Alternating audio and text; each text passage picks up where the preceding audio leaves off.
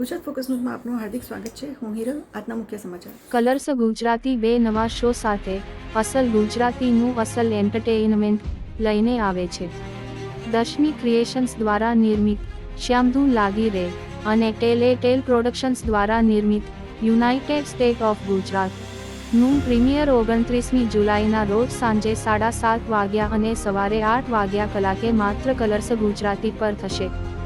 Tail head and shoulders દ્વારા નિર્મિત Fortune refined sunflower oil દ્વારા સંચાલિત યુનાઇટેડ સ્ટેટ ઓફ ગુજરાત પ્રસ્તુત કરે છે. ખાસ ભાગીદારો એમ ની તુલસી ચા, સંતુ, પંચરા ફરાલ અને પીતાંબરી શાઇનિંગ પાવડરનું પ્રીમિયર 29મી જુલાઈએ થશે અને ત્યારબાદ દરરોજ પ્રસારિત થશે. સાંજે 8 વાગ્યા ફક્ત કલર્સ ગુજરાતી પર. અમદાવાદ 26મી જુલાઈ 2024. હાય હાલો રે હાલો. કલર્સ ગુજરાતી સાથે તેના જીવંત સારને સ્વીકારીને ગુજરાતના હૃદયમાં પગ મૂકો.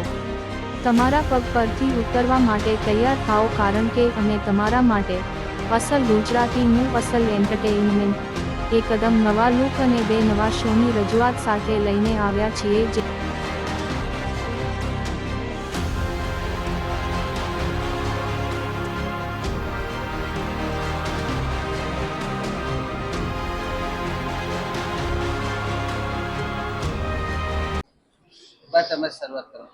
હું શું શરૂઆત કરું, કારણ કે આમે બધા એમ જ કહે છે કે હું બહુ કડક સ્વભાવની છું. તો હા, હું છું.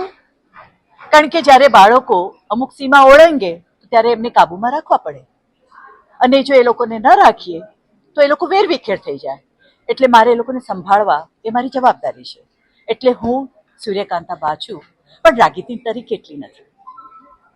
આજ મારો એક પ્રશ્ન છે તમારા માટે. ગુજરાતી સિરિયલ અને ગુજરાતી ભાષા એક ચેલેન્જ છે, શું કહેવામાં?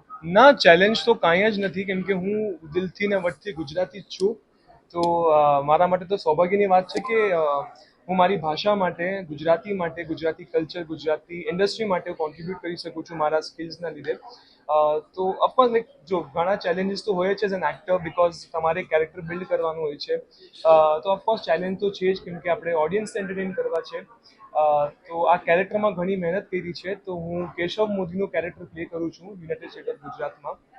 અને કેશવ દ્વારકાનો છોકરો છે, એક ફ્લેમ્બોયન્ટ ટાઈપ કેરેક્ટર છે. તમે કહી શકો એવી રીતે કે દ્વારકાનો રણવીર સિંહ છે. Always like full of energy, happy go lucky guy. અને પછી દ્વારકામાં આવે છે કે સંસ્કૃતિનું કેરેક્ટર, અને બહુ આલા લાગે છે કેશવને મેડમ. અને જે સંસ્કૃતિ આવી છે દ્વારકામાં, તો એના મનમાં ઘણા પ્રશ્નો છે અને પ્રશ્નોના જવાબ ગોતવા આવે છે. તો એ જવાબ ગોતવાની જે મદદ છે આ કેશવ કરે છે. સંસ્કૃતિને ઘણા બધા પ્રોબ્લેમ્સ છે, તો એનું સોલ્યુશન આ કેશવ છે. અને કેશવ એટલે કે સંસ્કૃતિ અને સૂર્યકાંતા વૈષ્ણવની વચ્ચે બ્રિજ છે, સુદામા સેતુ બ્રિજ છે તમે કહી શકો. તો એ કઈ રીતે હું આમની વચમાં એક બ્રિજ બનું છું, આમની જર્નીને એક સપોર્ટ કરું છું, એ તમે જોશો અમારા શોમાં 29 જુલાઈના.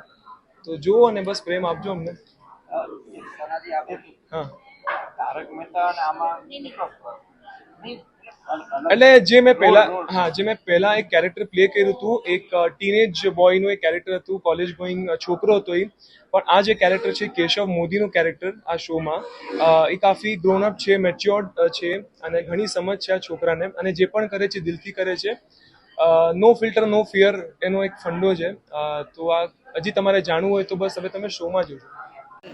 तो इसके अंदर फुल इंडियन संस्कार है और बहुत पसंद करती है द्वारका को. कभी गई नहीं है, पर कहानी में आप देखेंगे कि कैसे मेरी जर्नी वहाँ से यहाँ तक आती है. तो क्या होता है कि जब मैं लाइंस याद करती हूँ ना, तो मेरे लाइंस में काफ़ी एक मॉडर्न गुजराती भी है, उसमें कुछ वर्ड्स यहाँ वहाँ हो भी जाता है, तो मेरे कैरेक्टर के साथ निकल जाता है.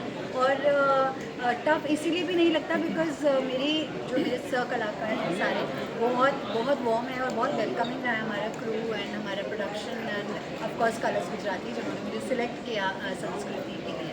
सो या आप देखेंगे जब शो, तो आपको खुद को थोड़ा लगेगा कि एक्टिंग है. जो शो है उसमें आपका कैरेक्टर के बारे में जी, मैं कृष्णा भारद्वाज और श्यामधून लागी रे शो आ रहा है, जिसमें मैं कृष्ण भगवान का कैरेक्टर प्ले कर रहा हूँ. पहली बार एक शो में भगवान भक्त की कहानी बताते हुए दिखेंगे। आज तक हमने जो भी शो देखा होगा माइथोलॉजिकल में हमेशा दिखाते हैं कि भक्त भगवान की कहानी बता रहे हैं, लेकिन पहली बार कृष्ण भगवान स्वयं अपने भक्त नरसिंह मेहता की कहानी अपनी ज़बानी बताई। ऐसी माइथोलॉजी में काम करने का एक्सपीरियंस कैसा रहा? मैंने पहले तेनालीरामा किया हुआ है, जो कि माइथोलॉजी नहीं था, वो हिस्टोरिकल कैरेक्टर था और उसमें लुक बड़ा ही अलग सा था। उसमें बड़ा सुखी था मैं, ना कपड़े थे ना बाल थे ना कुछ था। इसमें मैं थोड़ा सा भार में दबा रहता हूँ, बिकॉज मुकुट जो है वो 4 किलो का है, अंगवस्त्र जो है वो 5 किलो का है, तो मज़ा आ रहा है। और लैंग्वेज नहीं है मेरे लिए, हालांकि 2 गुजराती फिल्में करी हैं मैंने, लेकिन इसमें जो संस्कृत ओरिएंटेड माइथोलॉजी लैंग्वेज है गुजराती की, वो याद करना एक टास्क लगता है।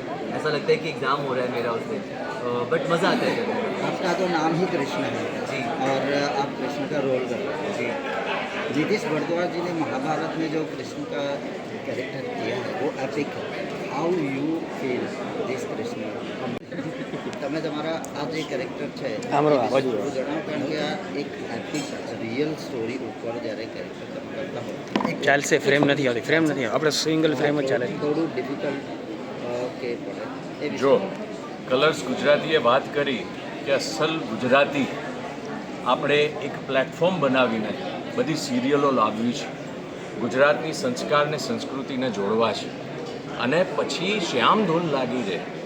નરસિંહ મહેતાની જ્યારે વાત થઈ તો સાહેબ ગુજરાતી ફિલ્મોની પ્રથમ ફિલ્મ પણ નરસિંહ મહેતા, તો પછી હું શું કરવા ના કરું?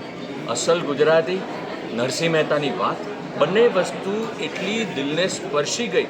અને જ્યારે સંસ્કાર ને સંસ્કૃતિ ગુજરાતની ધરોહરની વાત આવે છે ત્યારે તો આપણે પાછળ ના રહીએ સાહેબ. એટલે મને ઓફર એમણે કરી અને મેં તરત જ એ તક ઝડપી એટલા માટે લીધી. નરસિંહ મહેતા જેવો આદ્ય કવિ સંત, એના પિતાનું જ્યારે પાત્ર ભજવવાનું જ્યારે આવે છે ત્યારે તો હુ વિલ સે નો. એટલે હું તો ખરેખર ખૂબ ખુશ છું કે મને આ કરવાનો મોકો મળ્યો. ને એક બીજી સરપ્રાઈઝ પણ છે આની અંદર. નરસિંહ મહેતાની જે મા બન્યા છે ને મારા વાઈફ મુના તિબા કનોડિયા જ બન્યા છે.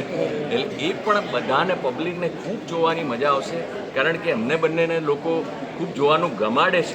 હવે આ એક અલગ પાત્રમાં અલગ વાતાવરણમાં 15મી સદીની વાત, અને જ્યારે ભગવાન શ્રી કૃષ્ણ આવે છે અને એમની સાથેનો જે વાર્તાલાપ છે, એ જે અદ્ભુત વાતો છે ને, ખરેખર લોકોને મંત્રમુગ્ધ કરશે આ સિરિયલ.